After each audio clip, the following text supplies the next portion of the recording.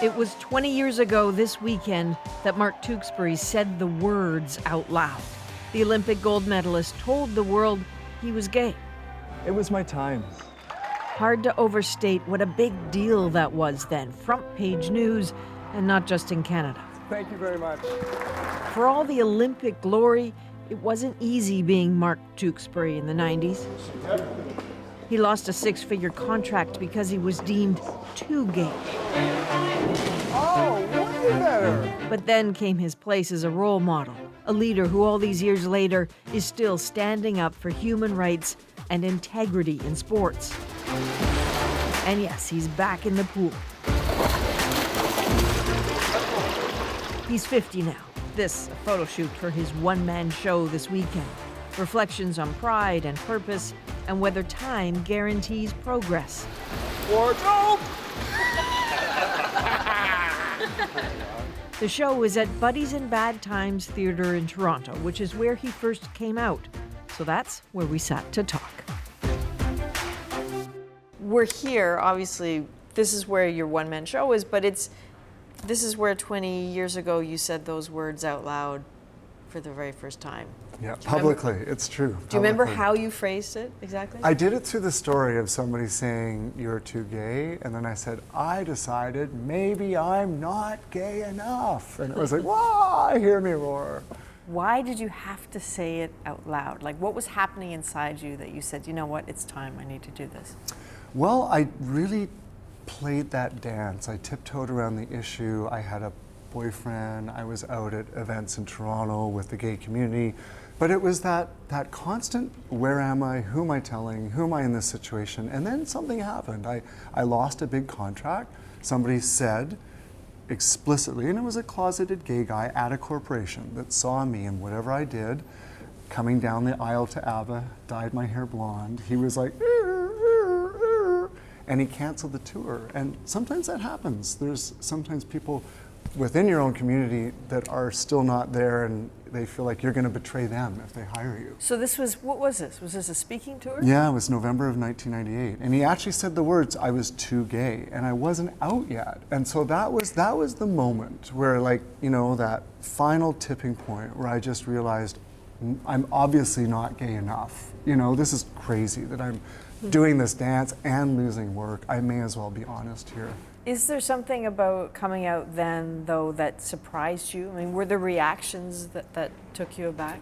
Oh, I mean, I remember getting work with an investment banking company and having to fly in from Montreal to Toronto to do an interview first. And I know it was for them to test if I was too gay or not. If you came across looking gay or acting gay or could you pass for sounding straight? or all of that, you know, that still existed. And I decided to go with it. It kind of made me angry. Mm-hmm. I would use other language if we weren't on the national.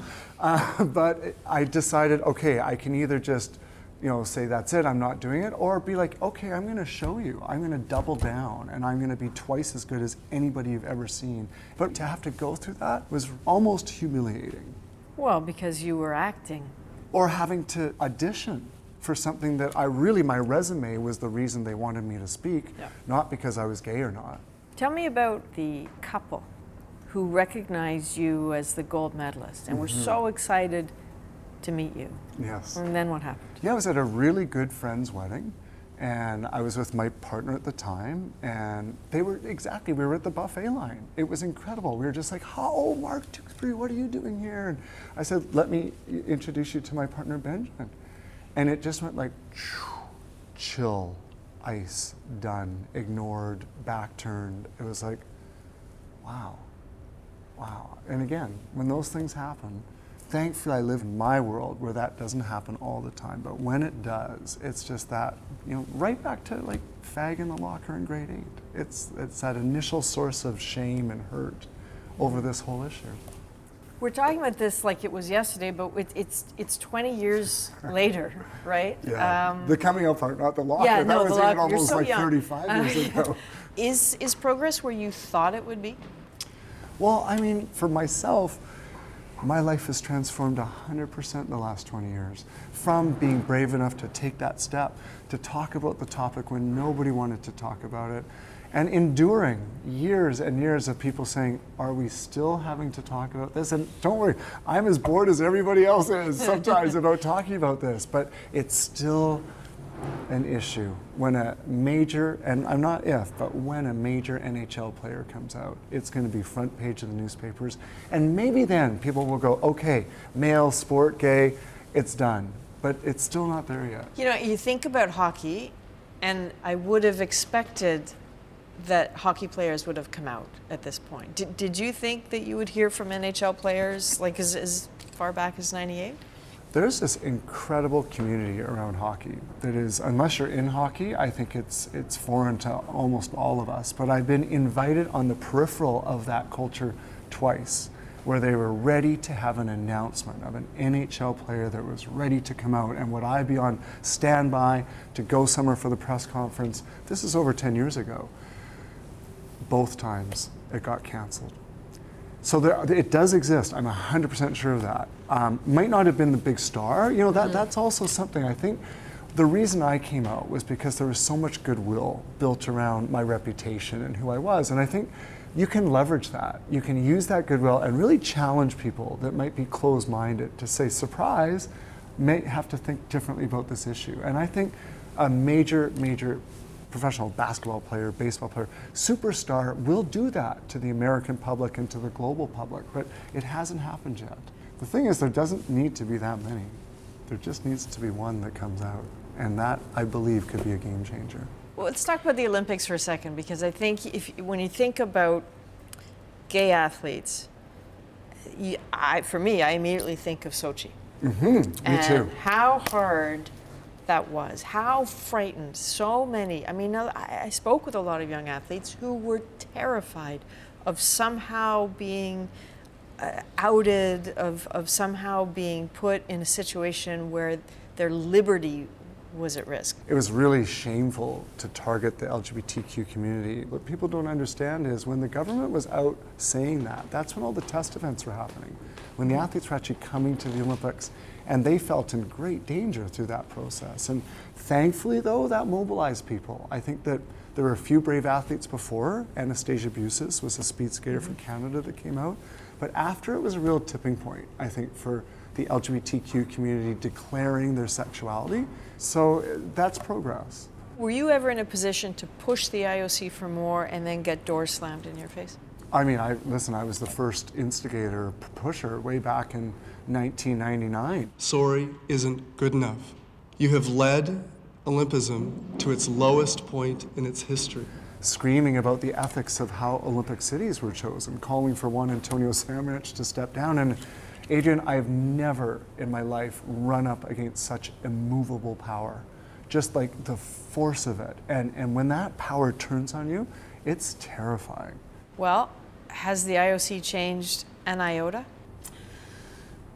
I still wouldn't serve on it. You wouldn't serve? No, I'm really proud to represent Canada on the Olympic Committee, but I think until you're accountable to somebody, how can you be an institution that has integrity and accountability and value-based and any of it, and still, at the end of the day, closed? Do you see a future for the IOC? I mean, we look at this, what's just happened recently with Calgary saying, no thanks, we're going to take a pass on the Olympics. Yeah, I think it was very devastating, and what a shock that a city like Calgary doesn't want the Olympics. I mean, listen, sport attracts people that are power hungry, and because their governance is so difficult to navigate, it's so hard to make change, but it has to, and it will. I don't know how yet.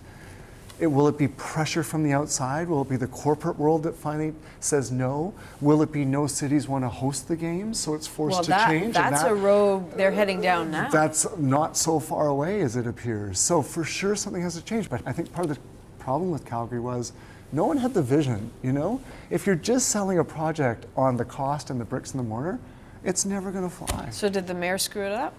Oh, I put full responsibility on City Council, and I know that's going to outrage people, and they're going to be furious, and you're not thoughtful, but I just don't see how we could not take this Olympics and really turn it into something beneficial for the city. Well, what if there is no bid city? I mean, how does it actually work then? I mean, listen, I'm not the president of the IOC, but if I was, I would take a 100-year approach, and I would look at each 20 years, trying to the 5 regions of the world, and in each of those, very strategically deciding who's going to become your permanent winter and summer hosts, and build it around the world so the facilities rotate, but use one 3 or 4 times before you move to the next, so that the facilities are used and we don't incur this crazy scenario every single time we want to have an Olympics. Just a thought. Maybe the phone will ring. I hope not. Okay. Thanks, Adrian.